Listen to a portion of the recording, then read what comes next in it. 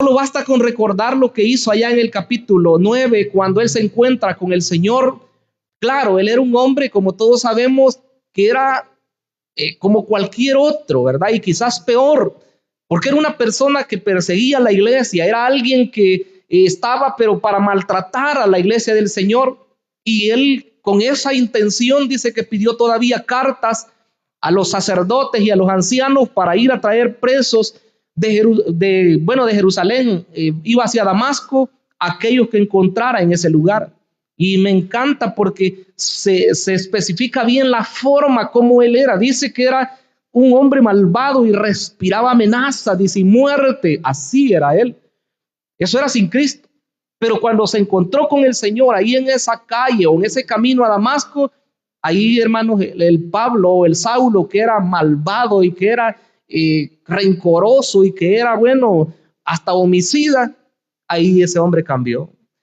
Y me encanta porque todo eso que se dice acerca de estos personajes bíblicos, nosotros también debemos encarnarlo. ¿Cómo éramos nosotros? Pensémoslo. Sin Cristo éramos malos. En realidad, si nosotros todavía no reconocemos lo malos que éramos, deberíamos pensarlo de nuevo. Porque la verdad, hermanos, es que si hoy tenemos algo de bondad, solamente gracias a la misericordia de Dios. Si hoy alguien mira quizás algo valioso en nosotros, es por la misericordia de Dios. No hay ningún lugar, y eso hay que grabarlo bien en la mente y en el corazón, no hay ningún lugar para la jactancia en el creyente. No hay nada que pueda haber en nosotros y decir, no, es que fíjese que yo no era tan malo y yo pues era una persona que no dañaba a nadie, ¿verdad? Y si al primero que hacíamos daño era nosotros mismos. Esa es la realidad. Nos estábamos destruyendo nosotros y luego afectábamos también a otras personas. Implica que sí éramos malos. Pero cuando Cristo viene y Él cambia la vida de las personas, hermanos, eso es otra cosa. Y en Pablo podemos ver cómo ahora, después de que Él era un perseguidor, ahora a Él lo están persiguiendo.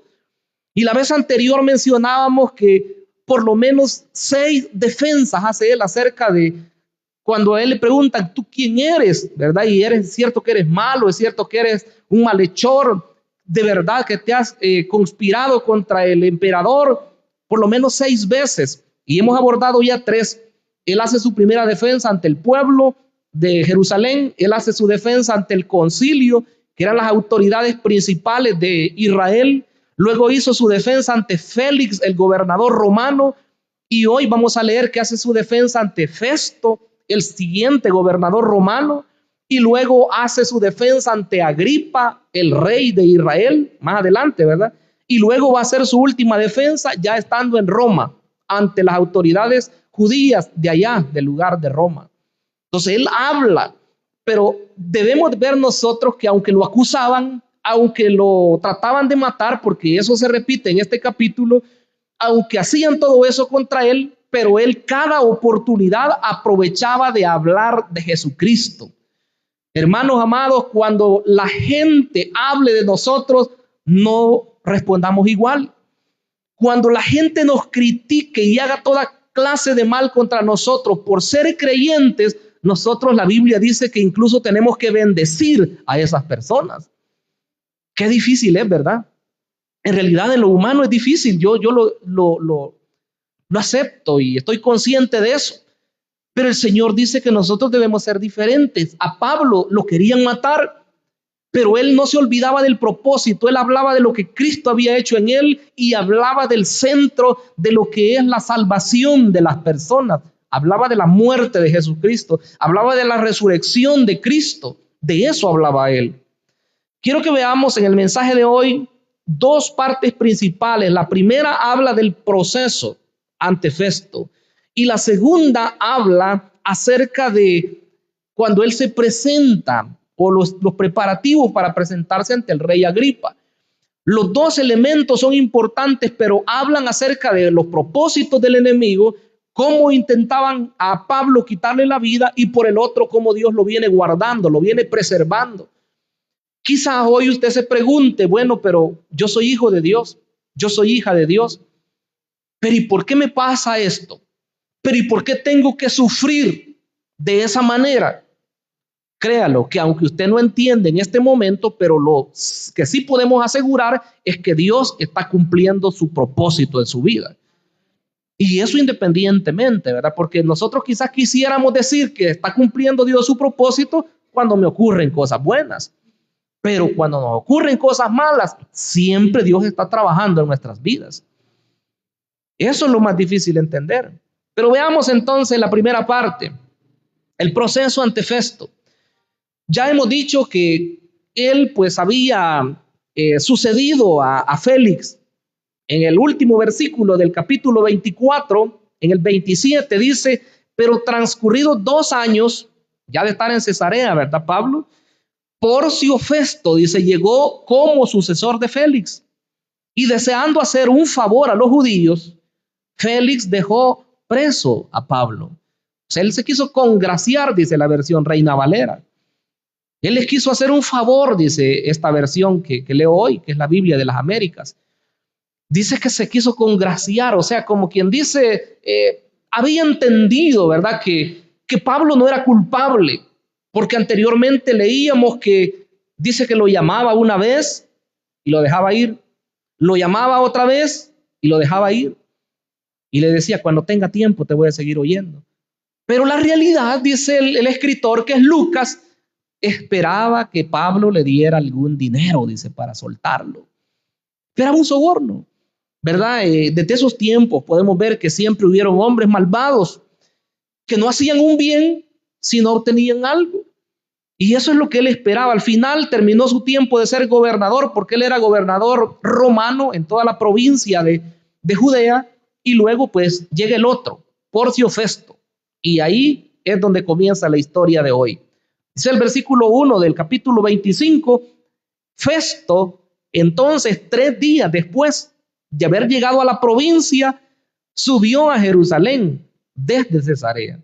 Esto es importante porque gobernaba todo lo que era Judea, o sea, toda la parte de lo que es Israel, ¿verdad? No solamente una parte pequeña, pero consideraban la capital de Israel en ese tiempo como muy básica, como muy importante. Aunque el centro de operaciones, se dice, de esta provincia estaba en Cesarea, por eso es que ahí estaba el cuartel central romano, pero baja a Jerusalén, o sube a Jerusalén, como dice ahí, subió a Jerusalén, y estando ahí en ese lugar le presentan de nuevo las acusaciones contra Pablo. Y los principales, dice el sacerdote, versículo 2, y los judíos más influyentes le presentaron acusaciones contra Pablo e instaban a Festo, pidiéndole contra Pablo el favor de que lo hiciera traer a Jerusalén, preparando ellos al mismo tiempo una emboscada para matarlo en el camino. O sea, esta historia, si usted recuerda, ya la leímos anteriormente. No es que estemos repitiendo, sino que eso ocurrió también en el capítulo número 23, y ya lo vamos a ver. Una vez y otra vez intentaban a Pablo quitarle la vida. ¿Por qué? Porque era matador él. Bueno, ya no, ¿verdad? Porque era alguien que debía un delito. No, solo porque él predicaba la palabra de Dios, porque era un siervo de Dios. ¿Cuántas personas no le odiarán hoy a usted por ser cristiano? ¿Cuántas personas le tendrán envidia por la forma de vida que hoy usted tiene? Piénselo. Hoy el cristiano no es que él tenga enemigos de parte suya, sino se gana enemigos gratuitos muchas veces. Pero ahí es donde nosotros tenemos que considerar quiénes somos en Cristo. Si nosotros nos ponemos, como decía nuestro pastor fundador, dime que te diré, entonces nunca vamos a salir de nada. Porque si a nosotros nos insultan y nosotros respondemos igual, ya perdimos. Porque ellos son paganos, los que no conocen de Cristo. Ellos son mundanos, no saben nada, no tienen principios, pero el Hijo de Dios tiene principios. Y nos digan lo que nos digan, nosotros debemos de guardar la compostura, debemos ser creyentes que dependemos del Dios Todopoderoso. Así debemos ser. Entonces Pablo fue acusado y ellos decían, señor gobernador, tráigalo. Recuerden que él había llegado a Jerusalén y Pablo estaba prisionero allá en Cesarea, al norte. Tráigalo, señor gobernador. pero de escondidas, dice, ya habían preparado algo para que cuando viniera por el camino, ahí lo iban a matar.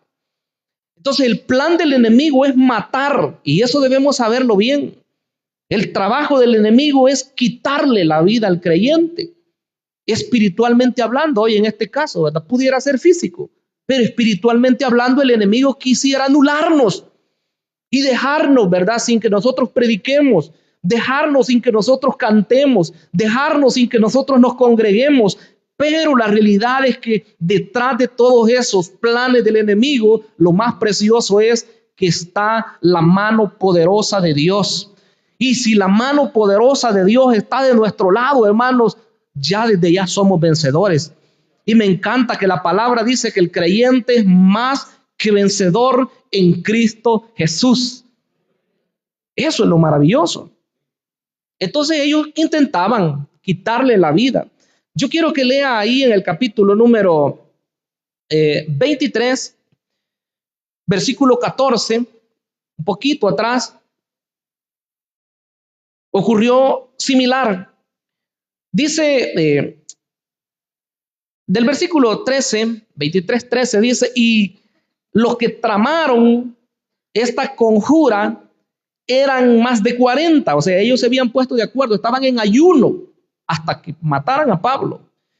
Dice el versículo 14, los cuales fueron a los principales sacerdotes y a los ancianos y dijeron, nos hemos comprometido bajo solemne juramento a no probar nada hasta que hayamos matado a Pablo. Mire qué tremendo ellos. Pero hay que ver algo más serio todavía, porque aquí fueron a decirle a los del concilio. Eran otros los que habían hecho todo ese plan. Y los del concilio fueron como cómplices de la conspiración, esa es la palabra. Una conspiración para matar a Pablo. Pero hoy en el pasaje que leemos en el capítulo 25, dice que fueron los del concilio mismo los que habían tramado matar a Pablo cuando lo trajeran. Estaban tan enfurecidos que a Pablo se lo habían llevado rápido. Recuerdan que decíamos la semana anterior, escoltado por más de 200 soldados hasta el cuartel central en Cesarea, que dijeron ellos, se nos escapó. Y hoy que llega el nuevo gobernador, ellos dicen, esta es la oportunidad. Yo solo recuerdo las tentaciones que el diablo le hizo al Señor al comienzo de su ministerio. La Biblia dice que estaba en 40 días de ayuno. Y entonces ahí vino el enemigo. Y usted sabe que fueron 3 tentaciones. Y él viene para probarlo y para, según él, hacerlo desviar del propósito que Dios tenía, que cumplir Cristo en la tierra. Y claro que no pudo, ¿verdad? Pero la realidad es que al final de las tentaciones, el texto bíblico dice que el diablo, después de haber tentado al Señor, dice que se apartó por un tiempo. Por un tiempo. O sea que cuando nosotros hemos vencido una tentación o cuando nos hemos librado de un gran problema que teníamos encima, no creamos que ya quedamos bien libres y felices, ¿verdad? Y hoy sí vencí al enemigo y hoy ya todo es color de rosas y puedo andar y ya no me pasa nada. El enemigo va a buscar otra forma para poder atacarlo. Si no lo pudo botar o no lo pudo desviar del propósito de una forma, va a buscar otra. Y esto no lo estoy diciendo hoy para asustarlos, porque eso es lo que la Escritura dice. Entonces, nosotros debemos estar conscientes que Cristo está de nuestro lado, que el Todopoderoso está de nuestro lado. El trabajo del enemigo, el Señor dijo que es hurtar, matar y destruir. Pero el propósito de Dios es que tengamos vida y que tengamos vida en abundancia. Ese es el plan de Dios. Entonces, ellos iban tratando de quitarle la vida a Pablo. Pero miren lo que contestó el gobernador. Versículo 4, pero Festo respondió que Pablo estaba bajo custodia en Cesarea y que en breve él mismo partiría para allá. O sea, ya se iba a ir de regreso para Cesarea porque allá era el cuartel central del ejército romano en la provincia. Por tanto, dijo que los más influyentes de vosotros vayan allá conmigo. Y si hay algo malo en el hombre, que lo acusen. O sea, Festo no se dejó dominar por ellos. Y nosotros nos preguntásemos por qué. Bueno, obviamente que Dios estaba en el asunto. Yo quiero quedarme con ese pensamiento. Pero la realidad es también que a Festo mejor dicho, a Félix le habían enviado una carta, ¿verdad? Un tribuno le había enviado una carta a Félix cuando Félix era el gobernador, donde decía que por qué le enviaban a Pablo. Sabía que lo habían intentado matar, lo que decía en el capítulo 23. Esa carta de seguro estaba en el poder siempre de las oficinas, aunque hoy era otro gobernador, pero de seguro Festo tenía conocimiento de eso. Entonces, una autoridad responsable, muchos dicen que Festo era un gobernador más serio o un poco más correcto, llamémoslo así, que Félix, trató de hacer lo que era bien o lo que era correcto. Así que les dicen, no, si lo quieren acusar allá en Cesarea, allá los voy a esperar, vayan conmigo, y allá lo acusan. En esta parte es donde se pone complicado, porque acá es donde confrontan ya a Pablo, estando allá en el lugar. Dice el versículo 6, después de haberse quedado nomás 8 o 10 días con ellos, o sea, ahí en Jerusalén, descendió a Cesarea. Y al día siguiente se sentó en el tribunal y ordenó que trajeran a Pablo. Dicen los entendidos, eso da a entender que no fue una simple entrevista. No es que solo llamó a Pablo y allí iban los que lo acusaban. No, si fue algo serio, porque dice que se sienta en el tribunal. ¿Cómo lo explicamos? Creo que una manera fácil de entender ahora es una embajada, ¿verdad? En nuestro país, por ejemplo, está la embajada de los Estados Unidos, por decir algo, ¿verdad? No sé si ustedes saben, pero la realidad es que la embajada de los Estados Unidos, espero no desviarme del tema, es como que es territorio de Estados Unidos. Alguien que entra a ese lugar es como que esté en el territorio de los Estados Unidos. Entonces, una embajada es una representación de otro país en un país ajeno. Entonces, cuando estamos hablando de Cesarea como el cuartel central de los romanos ahí en Judea, era como que si ese territorio era como estar en Roma mismo, aunque estaba a miles de kilómetros de distancia. Cuando se conforma el tribunal y se sienta el gobernador, era como que estuviera en la misma ciudad de Roma. O sea, el veredicto que él iba a dar era tan valedero como que Pablo ya estuviera en Roma, pero ya vamos a ver lo que pasó ahí. Siempre hubo corrupción, porque se dejó dominar Festo, siendo un gobernador. Versículo 7, cuando llegó Pablo, ¿verdad? Lo rodearon los judíos que habían descendido de Jerusalén, presentando contra él, esto me impacta, porque dice muchas cosas graves, presentando contra él muchas graves acusaciones, pero dice que no podían probar. O sea, siempre lo mismo. Allá en las otras veces que se presentó Pablo ante otras autoridades, lo mismo. Siempre llegaban y lo acusaban, pero no sabían de qué siquiera lo estaban acusando. Ya cuando él se defiende, ¿verdad? Entendemos de qué a él lo estaban acusando. Más abajo en el versículo número 10 explica un poco, porque dice, entonces Pablo respondió, ante el tribunal del César estoy. Oiga lo que él dice, que es donde debo ser juzgado. Quiero dejar eso para luego, pero solo retomar esa parte. Dice, ante el tribunal de César estoy. Porque Festo como que estaba como queriéndose congraciar también, así como lo había hecho Félix anteriormente. Como quien dice, si los judíos le habían dicho primero, tráenos a Pablo aquí a Jerusalén, y él les dijo, no, vamos allá a Cesarea. Pero hoy que están en Cesarea, hoy él quiere que lleven allá a Pablo, a Jerusalén, por presión de los mismos judíos. Dice el versículo 8, mientras Pablo decía en defensa propia, no he cometido ningún delito, ni contra la ley de los judíos, ni contra el templo, ni contra el César. Anteriormente decíamos que las acusaciones eran triple, y las mismas son hoy. Decían que él había enseñado al pueblo otras costumbres que ellos no debían cumplir. También decían que él había profanado el templo, metiendo a griegos ahí al lugar. Y luego también decían que él había dicho que ese templo pues no era donde ellos tenían que adorar. Básicamente las acusaciones siempre eran las mismas. Y por último, que él estaba conspirando contra los romanos. Como quien dice, si hay otro rey, a él debemos rendirle adoración y olvidémonos del César. aunque Pablo no decía eso, ¿verdad? Pero esa era la acusación. Entonces Pablo dice, no es así.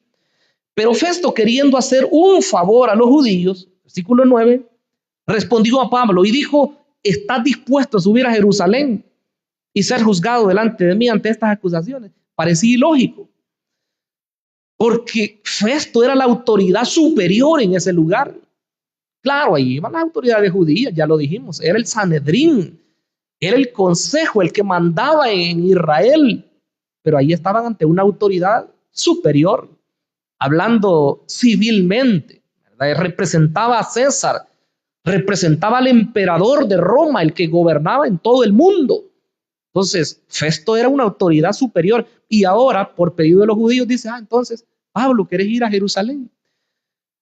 Como quien dice que ahí a la mano le estaba temblando, de cierto modo, a Festo, ¿verdad? O quería congraciarse con los judíos. Eso lo dice claramente.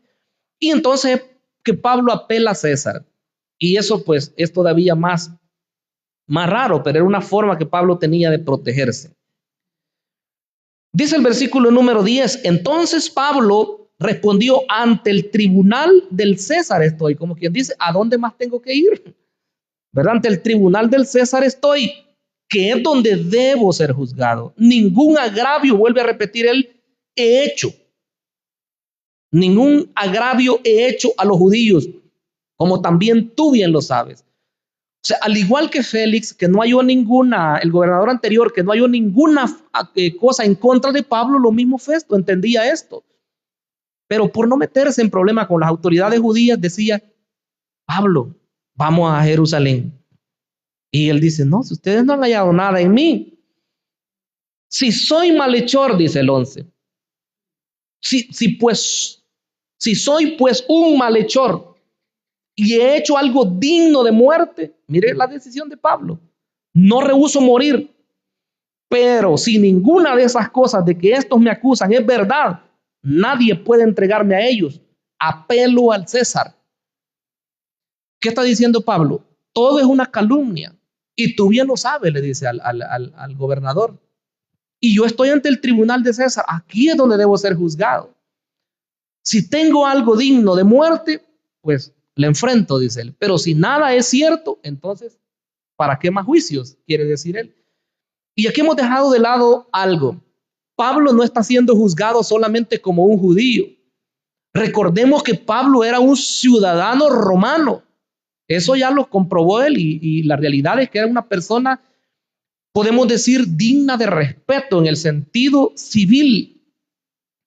Es más, tuvieron miedo a azotarlo después cuando se dieron cuenta que él era un ciudadano romano. Los romanos maltrataban y torturaban a otras personas, no a sus ciudadanos. Y hoy lo están juzgando y hoy no han comprobado siquiera los casos. Al final, eso no lo hemos leído, pero en los versículos finales de este capítulo dice él, cuando quiere enviarlo allá a Roma, yo no tengo nada de qué acusarlo, dice Festo. Por eso manda a llamar a Agripa y le dice, cuando tú me digas algo, entonces yo voy a escribir una carta, porque yo no entiendo de qué lo están acusando. Entonces, la verdad es que Pablo era un romano, era un ciudadano romano, dice, de nacimiento. Muchos no se explican cómo es que Pablo, siendo judío, tenía la nacionalidad romana. Pero se dice que el padre de él, no se sabe cómo, pero había ganado la ciudadanía romana. Leyendo un poco, se dice que algunas personas pagaban grandes cantidades de dinero para obtener la ciudadanía, pero a otros se las otorgaban por actos heroicos. Entonces no se sabe cómo se la ganó el padre de Pablo. La cosa es que cuando Pablo nace, ya nace siendo un ciudadano romano. Como las personas hoy que se van. No, eso mejor no lo digo, porque estamos al aire. Pues lo vamos a decir. Hay una forma que hacen unas personas, ¿verdad? Malamente, por cierto, para evadir las autoridades. Y eso no es correcto para los cristianos, por supuesto. Los que son paganos, pues ellos pueden hacer cualquier cosa. Pero el cristiano debe ser un poco diferente. Bien, sigamos mejor. Capítulo número 25 y leemos el versículo número 12. Entonces Festo, habiendo deliberado, dice, con el consejo, Respondió: al César has apelado, al César vas a ir. Como quien dice, tú lo has pedido, Pablo, ser juzgado allá delante del César, delante del emperador romano, ahí te vamos a enviar. O sea, ya no pudo. Prácticamente hoy en este caso, en las autoridades civiles, ¿cómo hacen? Cuando una autoridad ya no es competente para juzgar a una persona, ellos mismos le llaman que se recusan. Ya no pueden conocer el caso, dicen ellos, por alguna situación. Eso fue lo que pasó con Festo hoy. Entonces, él se declara incompetente, dicho de otra forma, y dice: vamos a enviar a Pablo al emperador, porque ya pidió hablar con el emperador. Y eso es lo que van a preparar en los versículos siguientes. Dice el versículo 13: pasados varios días, el rey Agripa y Berenice, aquí entran en acción otros personajes, llegaron a Cesarea y fueron a saludar a Festo. Como estuvieron allí muchos días, Festo presentó el caso de Pablo ante el rey, diciendo: hay un hombre que Félix dejó preso, acerca del cual, estando yo en Jerusalén, los principales sacerdotes y los ancianos de los judíos presentaron acusaciones contra él, pidiendo sentencia condenatoria contra él. O sea, aquí él está contando lo que nosotros ya sabemos, porque ya lo leímos en otro capítulo. Pero la realidad es que el hombre que acaba de llegar es el rey en ese momento de lo que es de los judíos. Se llama Agripa.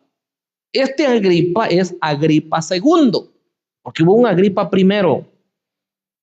Es Herodes Agripa II. Al hablar de los Agripas, cuesta entender esto, hermanos, porque Herodes era un título. El primer Herodes que se menciona es en los evangelios, Herodes el Grande, y ese creo que sí lo han leído ustedes, el que estaba en los tiempos del nacimiento de Cristo. Pero de ese Herodes descendieron otros, ¿verdad?, hijos, y que fueron llamados de diferente forma. En los evangelios se narran varios, pero hay unos más notables que otros.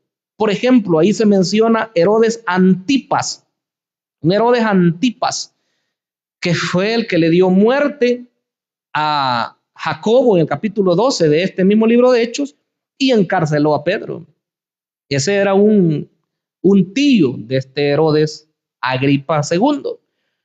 Y es así como viene avanzando, ¿verdad? Y este Agripa II se dice que era bisnieto de Herodes el Grande, el que estaba en aquellos tiempos, en los tiempos de Cristo. Esta señora, ¿verdad?, que se llama Berenice, esta historia es bastante, no sé cómo decirle, controvertida. Se dice que era hermana de Herodes, pero ahí estaba siendo presentada como la reina. Había una especie de incesto ahí. Se dice que esta mujer había tenido como maridos a algunos que habían sido emperadores, ¿verdad?, anteriormente.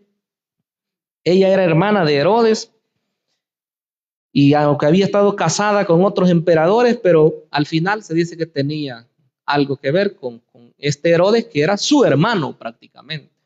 Era terrible. Por ahí se menciona antes otra mujer que se llama Drusila. Ella era hermana tanto de Herodes y de Berenice. Y dice que esa Drusila había estado casada antes con Félix, el antiguo emperador. Se puede decir en conclusión que esta mujer Berenice era una mujer incestuosa, inmoral, y llegan ahí, ¿verdad?, donde estaba el emperador, donde estaba, perdón, el gobernador. Firmitas, ¿verdad? Pero ahí estaba el siervo de Dios para ser acusado y para estar delante de ellos.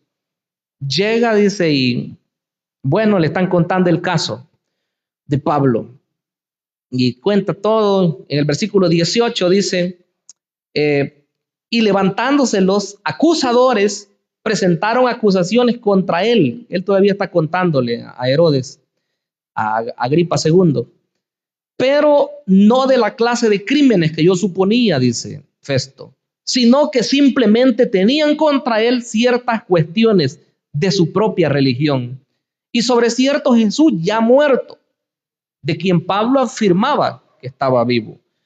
Entonces Festo le cuenta a Agripa y le dice: lo acusaron de tantas cosas que al final yo no hallo que él fuera culpable. Solo lo acusaban acerca de unas cuestiones de religión. Y muchos han visto ahí que Pablo había conseguido lograr lo que él había pretendido. Que no lo acusaran de cuestiones de sedición contra el imperio, porque entonces sí le hubiera tocado muerte. Pablo logró con su defensa que a él lo vieran solo como un religioso más. Y las cuestiones religiosas a los emperadores no les interesaba, a los gobernadores no les interesaba. Ahí resuélvanlas ustedes, decían ellos. Son cuestiones de la ley de ustedes, resuélvanlas. O sea, hablaba de un Jesús, dice que ya murió. Y Pablo dice que estaba vivo, dice. Ahí podemos ver nosotros que Pablo siempre testificaba de Cristo, hermanos amados. Que él hablaba de que Jesús no solamente había muerto, sino que había resucitado también. Así que nosotros en diferentes circunstancias, o estando libres, o estando presos, o estando enfermos, o estando en la situación que estemos, hablemos de Cristo siempre. Que nos acusen de cualquier otra cosa y que eso sea falso. Pero si vamos a ser culpables de algo, que seamos culpables de que hablamos de que Jesucristo vive, que hablamos de que Jesucristo es el Salvador del mundo, que hablamos que Jesucristo ha perdonado nuestros pecados. Y si nos dicen loco y te vamos a meter presos si no te callas, pues que nos metan presos, porque si de Cristo nos van a hacer que callemos, jamás lo van a lograr, porque a Cristo lo vamos a proclamar todo el tiempo de nuestra vida. Bendito sea el nombre del Señor. De eso sí lo hallaron culpable a Pablo, ¿verdad? Pero de los otros casos, nada, no había nada en él. Y finalicemos. Él cuenta al final, ¿verdad? Y le dice en el versículo 20, pero estando yo perplejo cómo investigar estas acusaciones, le pregunté si estaba dispuesto a ir a Jerusalén y ser juzgado de estas cosas allá. Pero como Pablo apeló que se lo tuviera bajo custodia para que el emperador diera el fallo, ordené que continuara bajo custodia hasta que yo lo enviara al César. Entonces Agripa dijo a Festo, a mí también me gustaría oír al hombre. Y le dice, mañana, dijo Festo, lo oirás. O sea que todo lo que le había dicho Festo a Agripa acerca de Pablo le llamó la atención al rey. De seguro ya había oído hablar de él, ¿verdad? Que predicaba a Cristo y que andaba por diferentes lugares. Y él dice, bueno, yo quisiera oírlo. Y ahí es donde se va a dar la oportunidad. Ese mensaje va a ser precioso, el último, el siguiente, mejor dicho. Porque llega un momentito en el cual Pablo testifica de una manera tan convincente que confronta al mismo Festo, confronta a Herodes, confronta a Berenice y los pone como quien dicen entre la espada y la pared. Yo sé que ustedes creen, les dice Pablo, porque hermano, una persona que de verdad cree en Jesucristo no se va, como dicen vulgarmente, ¿verdad?, achicar o no se va a intimidar ante otras personas, siempre va a mantener lo que es, sea quien sea. Somos personas, pues alguien podría tener quizás un rango mayor hablando de autoridad civil o incluso espiritual, pero somos seres humanos todos y necesitados de la gracia de Dios también. Entonces todos merecemos, ¿verdad?, ser oídos, merecemos un respeto y nosotros como creyentes también debemos poner todo de nuevo a la hora de hablar de Jesucristo. Amén. Vamos a orar. Digámosle, Padre que estás en los cielos, te damos la gloria, la honra, la alabanza, Señor, pues nos permites una vez más oír tu palabra. Sabemos, Señor, que el enemigo trata una y otra vez de hacer planes en contra de tus hijos. Planes, Señor, de destrucción, planes de muerte. Pero, Señor, tú estás de parte nuestra. Y tú hasta el día de hoy, Señor, nos has guiado, nos has guardado, nos has protegido de toda acechanza del enemigo, Señor. Y podemos con toda seguridad decir que tu gracia, Señor, ha sido suficiente. Que tu gracia nos ha abarcado, Señor, hasta el día de hoy y nos cubre para protegernos. Padre, te pedimos que nos des valentía, que nos des fuerzas espirituales para poder testificar de ti, para hablar de tu palabra a diferentes personas. Pues somos necesitados, Señor. Tú eres, mi amado Dios, el que nos has llamado y tú eres el que nos guías. Gracias, Señor, en el nombre de Jesús. Amén y amén.